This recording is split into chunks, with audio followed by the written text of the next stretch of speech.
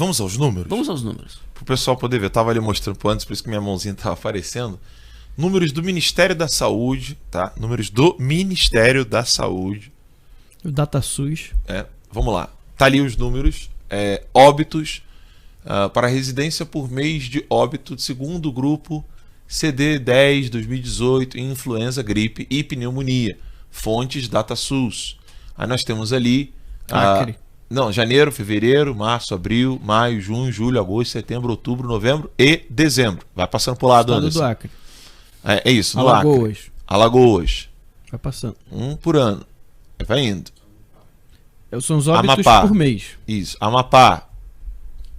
Amazonas. Vamos mostrar. Bahia. A gente está passando rápido, mas depois você, ao rever o vídeo, pode ir devagar depois, tá? Ceará. Brasília. Aí agora aqui, Espírito Santo. Goiás. Olha esse aí. Aí Esse agora é aqui, esse é o mais interessante, tá? Para tudo que você está fazendo aí agora, se você estava só nos ouvindo, para quem está ouvindo o podcast depois, eu vou ficar devendo, mas para quem só está nos ouvindo, preste muita atenção nesses números. 24.007 pessoas morreram em São Paulo em 2018. De gripe ou pneumonia. De gripe ou pneumonia. Aí, porque a pneumonia, no caso, provocada pela gripe, né? Uhum. E você tem ali 9.802 pessoas no estado do Rio de Janeiro e 8.643 no estado de Minas Gerais. Então você tem ali. Então imagine só, você teve 255 pessoas no Acre, aí o Acre está de quarentena do Covid, né? Você tem no Alagoas 1.066 pessoas que morreram de gripe. Amapá 182, depois vem 816 Amazonas, Bahia com 2.957, Ceará com 4.381, Distrito Federal com 362 óbitos, Espírito Santo com 1.285 e por aí em diante. Nós não vamos ler todos aqui. Ninguém aqui está celebrando óbito não, tá? Eu só estou mostrando números reais de óbitos que ocorreram no ano de 2018. Passa para o lado, Anderson, por favor. Aqui nós temos os outros municípios, né? Maranhão. Estados, perdão. Obrigado, Max. Mato Grosso do Sul. Mato Grosso. Minas Gerais. Pará. A gente tem aqui a Paraíba. E ali são os números de casos em cada mês, tá, pessoal? Cada mês. Vamos lá, Paraná, Pernambuco, Piauí, Rio de Janeiro. Olha ali o número de óbitos no Rio de Janeiro. Olha lá. Passa. Rio Grande do Norte, Rio Grande do Sul. Todos esses dados estão no Ministério da Saúde, tá? Foi um seguidor que mandou pra gente, gravou o vídeo, mostrou o link, a gente conferiu, né? Rondônia, Roraima, Santa Catarina, São Paulo. Para aí agora. Olha o número de óbitos em São Paulo, né? Janeiro, fevereiro, março, abril. Aí, vejam só, maio e junho, julho e agosto, você tem uma crescente, depois uma decrescente, e depois você sobe de novo em dezembro. A partir de maio até dezembro, os números sobem acima de janeiro e fevereiro. Número de óbitos de gripe e pneumonia. O que o pessoal vai começar a falar em São Paulo? Está aumentando o número de casos. Exato. Mas nós temos a estatística do ano de 2018, se você for comparar com do ano de 2017, 2016. É sempre assim. E ela mantém-se mais ou menos ali dentro da margem, né? Não tem nenhuma... Você não tem nada de estranho acontecendo. Exato. Né? É porque tá chegando, é outono e inverno, né? É o período de outono e inverno. Exatamente, que era isso que eu queria comentar. E aí São Paulo agora passa para o lado, Sergipe, e esse aqui é um dos mais importantes. Então aqui a gente tem um número de óbitos total por estado. Ali a gente viu os gráficos e aqui os números. O número de óbitos total Tá? Brasil. A fonte está ali, tá? www.datasus.gov.br/datasus/index.php, etc. Tá ali o linkzinho.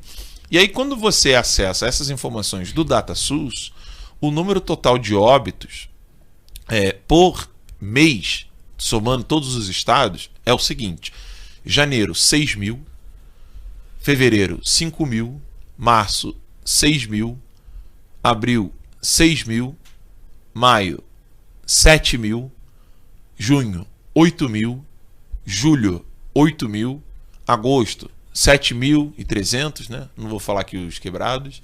Setembro, 6.000, outubro, 6.000, novembro, 5.000, dezembro, 6.000, num total de todos os estados, em todo o ano, num total de 81.440 óbitos por ano no Brasil de influenza e pneumonia, né? Porque são provocadas pela gripe. pelo vírus. A média é de 6.787 óbitos por mês. Eu faço a seguinte pergunta para você que está em casa nos assistindo, né? Tem alguém mostrando esses números? Tem alguém mostrando esses números para que as pessoas entendam e não se assustem com os números do Covid ou dos números atribuídos ao Covid? Porque aqui, vejam, nós não estamos afirmando nada. Só estamos mostrando o fato de que alguns números que estão atribuídos ao Covid, que fossem reais esses números,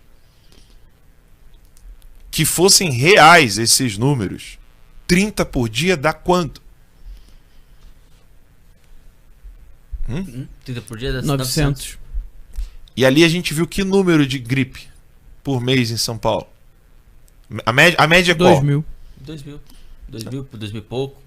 Sobe um pouquinho no meio do ano. Então, aí eu faço a seguinte pergunta. Gente, eu tô mostrando aqui números. É muito duro isso, dói na gente. Porque a gente tá falando de óbito. E a gente tá querendo desmentir uma narrativa que também está tratando de óbitos. É mó dureza isso, cara. É horrível, porque parece que você é insensível. Parece que você é uma pessoa que não tem coração, que você tá aí querendo ganhar visualização ou like em cima de números e de pessoas mortas. Não é isso, não é esse o caso. Nós estamos mostrando aqui para vocês números para poder comprovar que toda essa narrativa da imprensa é histérica. Mas, Alan, como assim? Mas são óbitos, Alan, são pessoas. Eu também sei que são pessoas, mas eu acabei de mostrar para vocês os números. Não estou menosprezando nada. Só estou mostrando os números para vocês. De 30 a 40 por dia. Aí você soma, pega a calculadora, coloca lá, vezes 31 ou vezes 30. E são números inflados, né? E que vão continuar sendo inflados. É isso que as pessoas têm que entender. É a mesma situação da Itália. A gente tem que estar atento também que, ainda que tudo esteja, né, segundo a taxa, existem números inflados aqui. Existem números viciados aqui. Existem taxas de morte viciadas aqui. Tá? Então, a gente precisa estar atento para isso. Porque depois, infelizmente, o que a gente tem recebido de notícias é que tudo que a pessoa morre põe coronavírus. O cara infartou coronavírus, né? O pneu lá, né? O cara que estava consertando o pneu O explodiu, o cara acabou morrendo coronavírus, né? O Daniel Azulay, né? Que estava com leucemia, morreu coronavírus. Qual é a ideia da questão da curva, né? Bem, primeiro que o que se utiliza para falar sobre isso é a questão da Itália. Sim. Né? E aí, como a gente já explicamos aqui várias vezes, né? A Itália ela tem umas questões bem específicas, tá? Que é difícil aquilo acontecer em outras partes do mundo, né? Então, por exemplo, a Coreia do Sul ela resolveu o problema do coronavírus, né? Com fazendo teste na população quase toda, né? E aí você tem taxa de óbito de 1%, e foi uma quarentena que não durou assim direto, né? Eles foram percebendo como o vírus ia se comportando, e ao final das contas virou quase um isolamento vertical. Mesma coisa aconteceu com Israel, né, que fez isolamento vertical e está aí com uma taxa de mortalidade de 1%. E se você pegar, né, tirando a Itália, se você pegar os outros, você vai ver taxas de mortalidade aí em média de 2%. Porque essa coisa da curva é que eles falam de que a pessoa fica no leito e fica mais tempo, né, por causa do coronavírus. E isso é real, tá? Isso é real. A pessoa realmente tende, o coronavírus tende, as pessoas que têm sintomas gravíssimos, né, que não é a maioria, né, nem de longe, é uma minoria, elas tendem a ficar mais tempos num leito do que uma gripe comum, né? Então isso é o que eles falam que pode acabar causando, de fato, um estresse ali no sistema de saúde. Por isso essa questão de mais leitos e por isso essa questão de mais respiradores. Agora, o problema na Itália tem várias situações ali, né? Tem 23% da população da Lombardia acima de 65 anos, então você tem uma concentração de idosos num local pequeno, né, muito grande, tá? E aí isso já naturalmente já colaboraria para estressar ali, para ter um problema no sistema de saúde deles. E a outra questão também é que você cria um pânico, né? Quando você cria um pânico, você lota os hospitais. Tá? Quando você cria um pânico, a pessoa começa a tossir e ela começa a achar que ela está sentindo os sintomas, e aí vai para o hospital e você começa a lotar aqueles hospitais ali. E foi mostrado aqui um artigo que falava sobre isso, né? A questão do JAMA Network, em que falava que muitos casos de Covid na Itália, na verdade, não seriam Covid, né? Porque nem sequer haviam sido feitos testes para comprovar a causa da morte. Então, quer dizer, tudo isso colaborou para aquela chamada curva, né? Que eles falam que é necessário achatar a curva, ou seja, você ter menos pessoas se infectando por um longo espaço de tempo para não estressar o sistema de saúde, né? Basicamente é isso. Agora, Max, por que fazer muitos testes? Ou seja, por que fazer com teste com a maioria da população? Eu acho que essa informação é importante para as pessoas entenderem, né? Porque fala assim, né? Não sei quantas pessoas infectadas, né? Pois é, ou seja, quanto mais pessoas você fizer teste, provavelmente o seu número de infectados vai ser pior, mas isso está longe de ser algo ruim. Por quê? Porque isso vai mostrar que você tem muitas pessoas se infectando e uma taxa bem pequena de mortalidade, né? O problema na Itália foi que o governo decidiu fazer testes somente em pessoas que apresentavam sintomas graves ou gravíssimos. Os assintomáticos e os que tinham sintomas leves, de gripe leve, né, que são mais de 90% das pessoas que pegam o SARS-CoV-2, né, que apresentam esses sintomas, ou seja, que ficam assintomáticas ou têm sintomas leves, né? Isso é mais de 90% das pessoas que pegarem o vírus vai acontecer isso. Essas pessoas na Itália acabaram não sendo testadas. Por quê? Porque eles queriam ser mais rápido, não devia ter teste para todo mundo, era muita gente. Então eles decidiram, não, vamos testar só os que apresentam sintomas graves ou gravíssimos.